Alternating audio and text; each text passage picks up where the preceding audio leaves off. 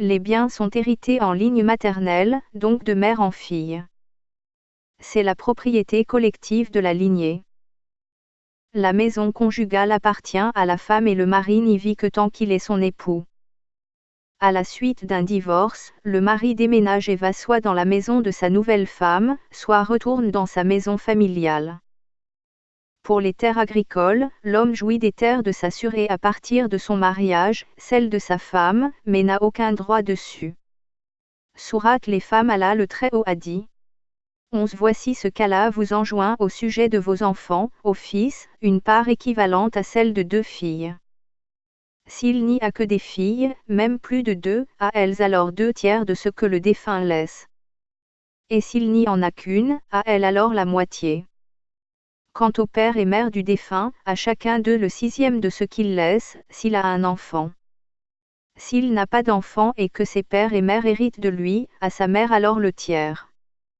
Mais s'il a des frères, à la mère alors le 6e, après exécution du testament qu'il aurait fait ou paiement d'une dette.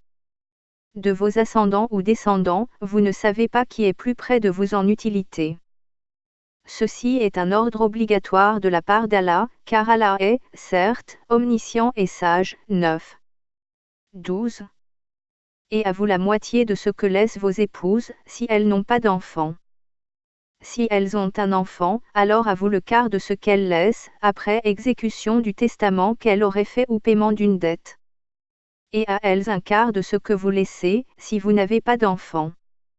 Mais si vous avez un enfant, à elles alors le 8e de ce que vous laissez après exécution du testament que vous auriez fait ou paiement d'une dette. Et si un homme ou une femme meurt sans héritier direct, cependant qu'il laisse un frère ou une sœur, 10, à chacun de ceux-ci alors, un 6e. S'ils sont plus de 2, tous alors participeront au tiers, après exécution du testament ou paiement d'une dette, sans préjudice à quiconque. Telle est injonction d'Allah. Et Allah est omniscient et indulgent. 13. Tels sont les ordres d'Allah. Et quiconque obéit à Allah et à son messager, il le fera entrer dans les jardins sous lesquels coulent les ruisseaux, pour y demeurer éternellement. Et voilà la grande réussite. 14. Et quiconque désobéit à Allah et à son messager, et transgresse ses ordres, il le fera entrer au feu pour y demeurer éternellement. Et celui-là aura un châtiment avilissant.